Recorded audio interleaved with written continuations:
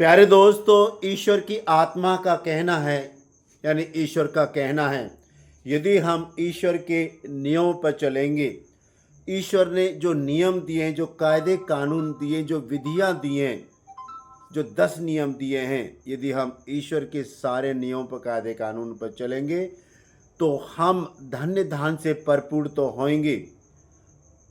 अलावा इसके हमारे जीवन में कभी भी तनाव, चिंता, अवसाद कभी नहीं आएगा। कभी भी बीमारियां हमारी चौखट तक भी नहीं आ पाएंगी, क्योंकि ईश्वर हमसे इन सारी चीज़ों का वायदा करते हैं।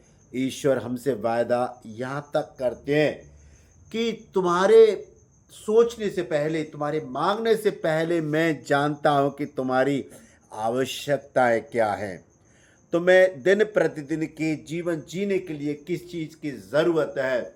यदि तुम्हारा परिवार है तो तुम्हारे परिवार के लिए कि क्या ज़रूरत है।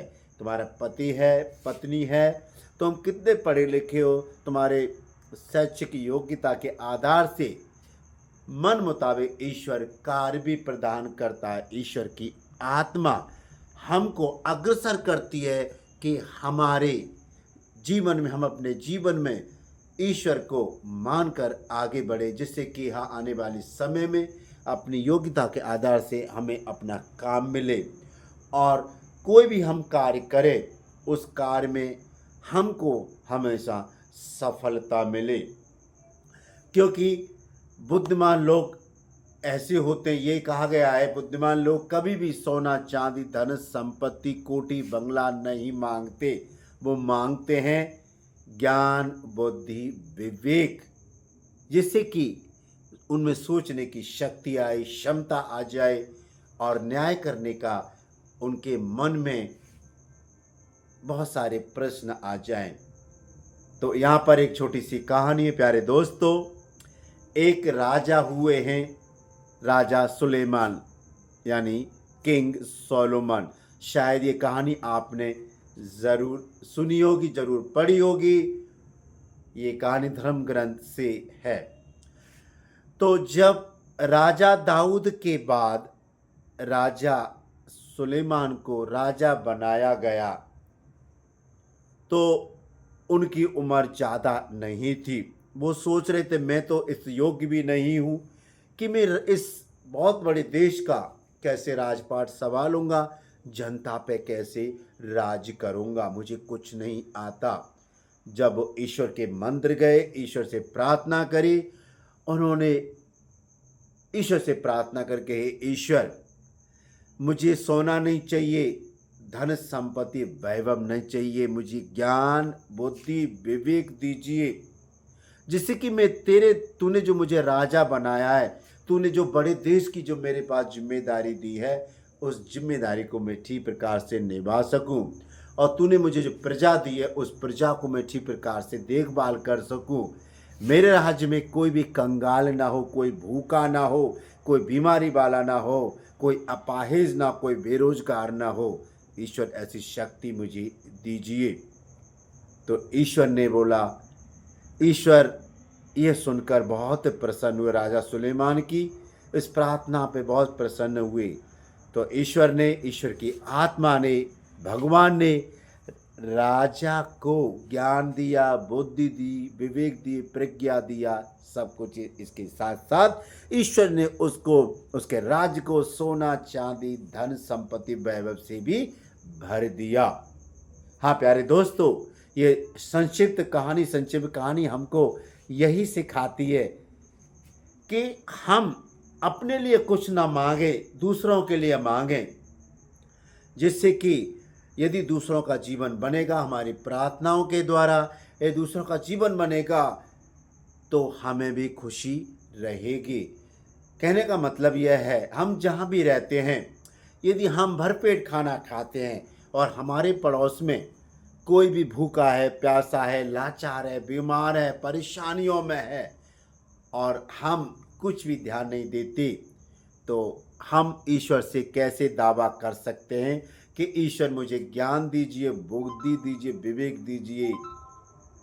हम दावा नहीं कर सकते। दावा हम तभी कर सकते हैं क्योंकि जब हमारे आस पड़ोस में या हम जहाँ भी कार्य करते हैं या जहाँ कहीं भी हम जाते हैं, हमारा किसी से आमना सामना होता है, लाचार से, बेकार से, बीमार से, अपाहिज से, गरीब से, दरिद्र से, उसके बारे में हमें ज्ञान आ जाए, बुद्धि आ जाए, विवेक आ जाए कि हमें उसकी सहायता करने की ज़रूरत है। इसीलिए ईश्वर ने हम सबसे बोला है कि मेरे नियमों पे चलो, मेरे कायदे कानूनों पे चलो, जो तुम मेरे से बुद्धि मांगते, विवेक मांगते, उनके आधार से चलो। आपने बुद्धि तो मांग ली, विवेक मांग लिया, ज्ञान मांग लिया, यदि उसको हम यूज़ नहीं करेंगे तो ईश्वर की आत्मा भी हम पर हंसेगी कि तूने जो मांगा था मैंने तेरे को प्रदान कर दिया, लेकिन क्या हुआ कि तूने तो ठीक से उसको अपने दिन प्रतिदिन के जीवन में प्रयोग में नहीं लाया। ईश्वर की आत्मा हमसे प्रसन्न नहीं हो सकती है। आप इस बात को ज़रूर सोच रहे होंगे, क्योंकि जैसे मैंने प्रारंभ में कहा था, यदि हम ईश्वर के नियम पर चलेंगे, यदि हम अच्छे पढ़े लिखे, यानी जितने भी कैसे भी पढ़े लिखे, जैसे कैसे भी हमारी शैक्षिक योग्यता है, उसके आधार पर ईश्वर की आत्मा हमको ज़रूर हमें काम प्रदान करेगी। और हम ईश्वर के नियम पर चलेंगे तो हमारे घर में किसी प्रकार की मुसीबत, दुख, संकट, परेशानियां, अनिष्ट, मृत्यु, बीमारी कभी नहीं आएंगी। यदि हम ईश्वर के नियम पर चलेंगे तो हम कोई भी गलत काम अपने जीवन में नहीं करेंगे।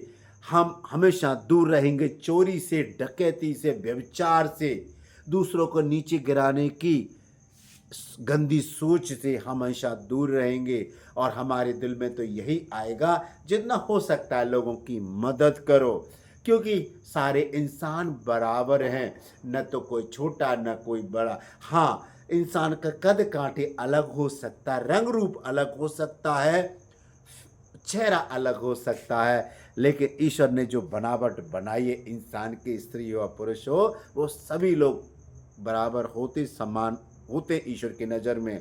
चाहे कोई भी इंसान किसी भी देश का हो, किसी भी संप्रदाय का हो, किसी भी जाति का हो, कहीं का भी हो, किसी गली मोहल्ले का, शहर का हो, प्रदेश का हो, ईश्वर ने हम सबको एक जैसा ही बनाया है। तो आइए हम सब ईश्वर से प्रार्थना करते कि ईश्वर राजा सुलेमान की तरह हमें ज्ञान दीजिए, बुद्धि दीजिए, विवेक दीजिए। यदि हम पढ़ने वाले बच्चे हैं तो हम पढ़ लिख करके ठीक से हम नौकरी पेशा करें। यदि हम बड़े हैं, अपने परिवार का पालन पोषण कर रहे हैं, यदि हमारी पत्नी है, बच्चे हैं, माँ बाप हैं, तो बहन भाई हैं, तो हम सभी की देखभाल करें, यहाँ तक कि रिश्तेदारों की भी हम देखभाल करें, क्योंकि ये सब संभव तभी है जब ईश्वर के नाम पर चलेंगे। और ये संभव तभी जब ईश्वर से हमें ज्ञान, बुद्धि, विवेक मांगे, ये सब तभी संभव हो पाएगा। हम जब प्रार्थना करते हैं, बोला कि ईश्वर मुझे मकान दे, ईश्वर मुझे गहना दे, सोना दे, चांदी दे, ईश्वर मुझे कार दे दे, बस दे दे, मुझे कोठी बंगला, बगीचे दे दे, फार्म हाउस दे दे, ऐसा सोचेंगे तो ईश्वर, मैं समझता हूँ, शायद नहीं देंगे।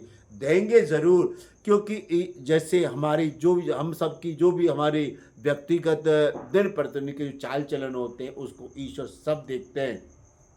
उदाहरण के लिए मैं आपसे बताना चाहूँगा, सोचो किसी की आदत होती है कि देने की है, तो उसका हाथ हमेशा खुला हुआ दूसरों देने के लिए, और एक उसको ले रहा है लेने के लिए, यानी एक दे रहा है, एक ले रहा है, दोनों को खुशी मिल रही है।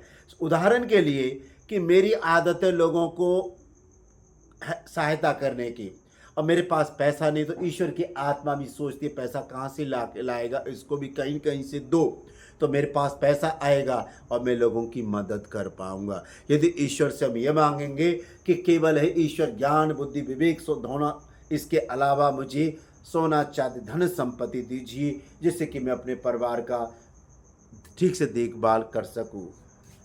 इस तरह सोचेंगे तो ईश्वर शायद हमारी प्रार्थनाएं सुनेंगे जरूर, लेकिन उसमें समय लग जाएगा। तो प्यारे दोस्तों, हमेशा अपनी ज़िंदगी में राजा सुलेमान की तरह ज्ञान मांगिए, बुद्धि मांगिए, विवेक मांगिए, और ईश्वर ने जो नियम दिए ना, 10 नियम मैं एक बार आपको बता रहा हूँ कि ईश्वर का नियम उसी सृष्टिकर्ता पिता परमेश्वर को मानकर उसी को ईश्वर मानना। उसके सिवाय संसार में कोई भी ईश्वर नहीं, अदृश्य ईश्वर है, शक्ति है। संसार में हर प्रकार का आत्मा है, ईश्वर का आत्मा। ईश्वर ने बोला मेरी कोई मूर्ति मत बनवाना, व्यभिचार से दूरना, चोरी करना, डकैती नहीं डालना, चोरी मत करना, डकैती मत डालना, और दूसरे की धन संपत्ति को अपना मत समझना, पराय स्त्री पर आंख मत गड़ाना, झूठी गवाही मत देना। ऐसे बहुत सारे ईश्वर के 10 नियम हैं। यदि इस नियम पर चलेंगे तो क्या मजाल कोई भी शैतानी शक्तियाँ हमारे घर में प्रवेश कर पाएगी। और हाँ, ईश्वर ने बोला जब प्रार्थना करते हो तो अपना दरवाज़ा बंद कर लो, कमरे में चले जाओ, दरवाज़ा बंद कर लो, क्योंकि ईश्वर वहाँ भी देख रहा है कि हमें किस चीज़ की ज़रूरत है। कोई ज़रूरी नहीं। और ईश्वर ने यह बोला है जहाँ 2 या 3 जन मेरे नाम पर एकत्रित होते मैं उनके बीच में होता हूँ। आपने देखा होगा कभी कभी हम घर में होते तो कभी परेशानी आ जाती है तो हम बहुत पागल जैसे हो जाते हैं, सोचने को मजबूर, तनाव में चले जाते, चिंता में चले जाते। लेकिन ईश्वर के द्वारा कहे हुए शब्दों को भूल जाते हैं। जहाँ 2 या 3 जन मेरे नाम पर एकत्रित तो होते मैं वहाँ उनके बीच में उपस्थित रहता हूँ।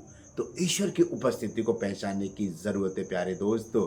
तो आइए हम सब राजा सुलेमान की तरह ईश्वर से ज्ञान मांगे, बुद्धि मांगे, विवेक मांगे, जिससे कि सोना चाहते धन संपत्ति अथाह संपत्ति हमारे पास में ईश्वर खुद ही हमारी झोली में डाल दे। तो प्यारे दोस्तों, इस कहानी का आज ईश्वर का जो मैसेज है, संदेश है, आप ज़रूर समझ गए होंगे।